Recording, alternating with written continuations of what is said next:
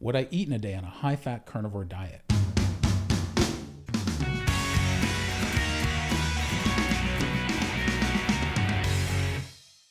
Hey, what's shaking bacon? I hope you're doing well. Anyway, thanks for tuning in. Thanks for watching this video right to the end. I really appreciate it. It helps support the channel. Watching the commercials and watching to the very end of the videos, it really helps support the YouTube algorithm to promote my videos to other people. So I've been doing carnivore for almost 2.5 years now. Very strict. I was doing it on and off for years before that, and I was doing zero carb for years before that, on and off. I was never really consistent with it. Up until the last 2.5 years. And that's when I've gotten the most consistent health benefits. But I've still had some issues that aren't getting far enough, fast enough. And one of the problems is my fasting insulin. Another one is my obesity. So I've lost a lot of weight on a carnivore diet, but I still have a ways to go. I still have about 80 pounds to go. So with that, I need to tweak what I'm doing because I've been at a plateau for about a year and I don't have a lick, taste, or bite of anything off a carnivore diet. So why am I still at this plateau? Well, turns out my hormones still aren't balanced well enough because it was years of damage I'm trying to undo. And even though carnivore got me most of the way, I still have a ways to go. And so I'm tweaking it. And a high-fat version of carnivore worked for me okay in the past, but now I'm doing an even higher fat version of carnivore at 90% of my calories coming from fat, 10% coming from protein.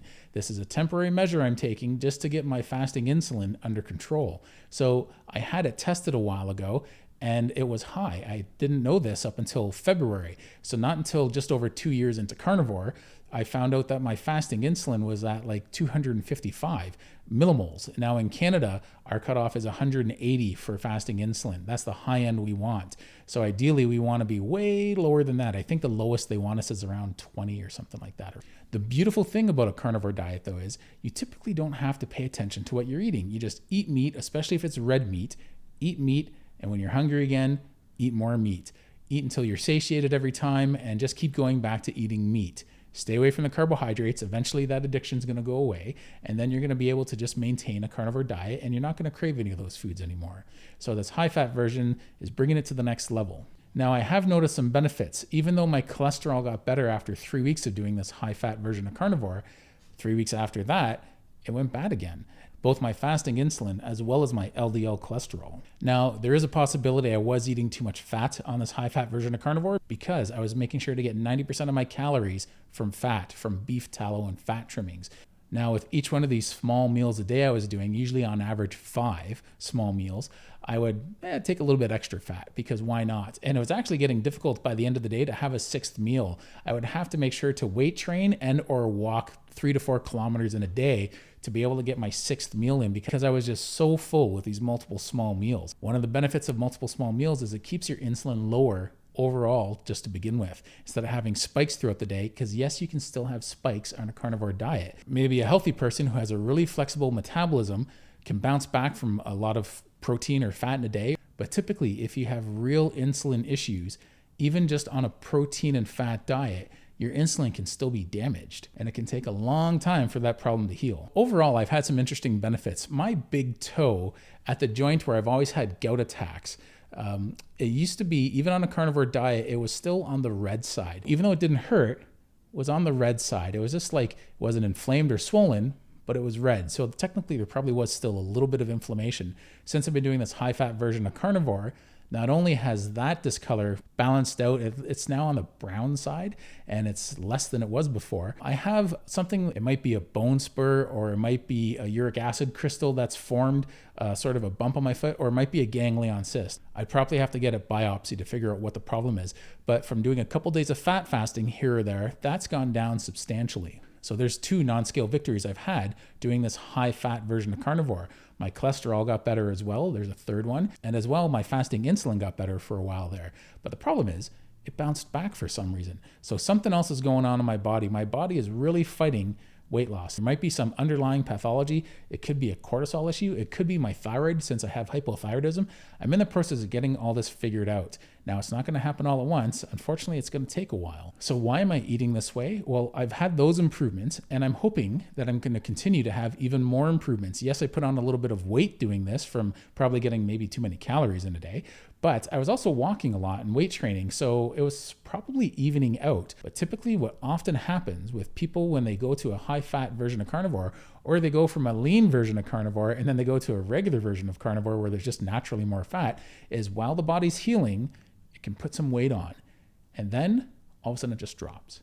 And that's the goal. That's what I'm trying to shoot for. You have to give it time. Even though it's not going my way consistently all the way through this process, it's easy in some ways and it's more difficult in others. So my day-to-day food is typically meat, whether it's steak or ground beef. I'll usually put my ground beef in the form of burger patties so that I can go through it quicker.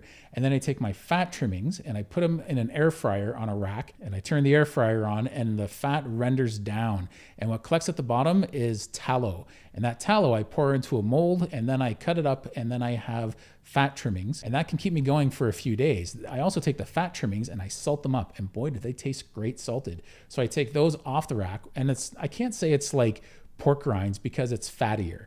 Pork rinds really takes a lot of it out and they're really crispy. This has a bit of a crispiness to it, but it's kind of chewy in the center as well. I have fat trimmings, I have tallow, and then I have my meat. So I'm taking all three. I'm having about 5 meals a day, and my sleep has improved a lot eating this way. I'm getting probably about 8 hours of broken sleep a night. For the longest time on carnivore, I was only getting 6 hours. So this is a big improvement for me, being able to consistently get 7 to 8 hours sleep a night. I'm thrilled with that because it's also often a better quality sleep.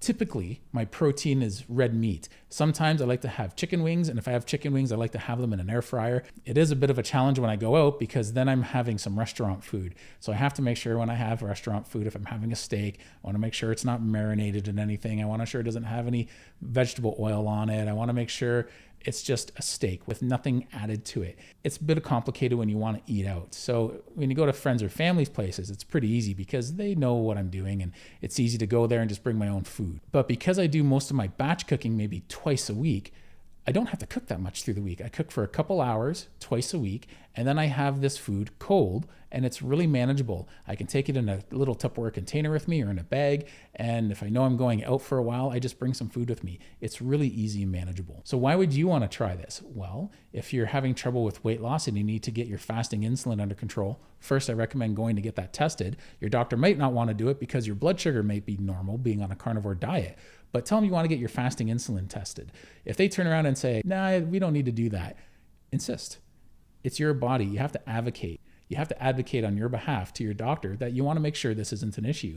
And if you're having a weight loss stall, that's probably what part of the problem is. So I believe you have to feed your body to lose weight. I cannot intermittent fast. I like the way I feel when I intermittent fast, but it doesn't agree with my history of gout and hypothyroidism. So you have to pay attention to what works best for you. If regular carnivore works best for you, I personally believe that works best for most people. But for the people that are having stubborn weight loss, you might want to try something like this. An 80-20 version of carnivore is typically going to get you there. I'm doing something a little bit more extreme, a 90-10, and I'm going to see how this goes. I really hope it pays off like I think it will. But remember, just because it works for me doesn't mean it's going to work for you. And just because it works for you doesn't mean it's going to work for me. That one time my fasting insulin was lower dramatically, as well as my LDL, I did ride a bicycle to go get my blood test. And it was about a 15-minute, maybe a 12-minute, very casual bike ride because I didn't want to risk it having an effect on my blood work results. Now, I'm not weighing anything out when I do this version of carnivore because when I was doing my 80-20 version of carnivore with fat to protein, I pretty much have an eyeball account for the portion sizes of what I was allowed to have. So I'm basically having that same amount of meat with more fat. So I'm not really measuring anything. I'm just eyeballing it just from experience. You might have to measure things out for the first little while if you try something like this, an 80-20 or a 90-10. Please leave a comment if you can. Tell me what's worked for you on a carnivore diet or keto diet. Thanks a lot and take care. Bye-bye.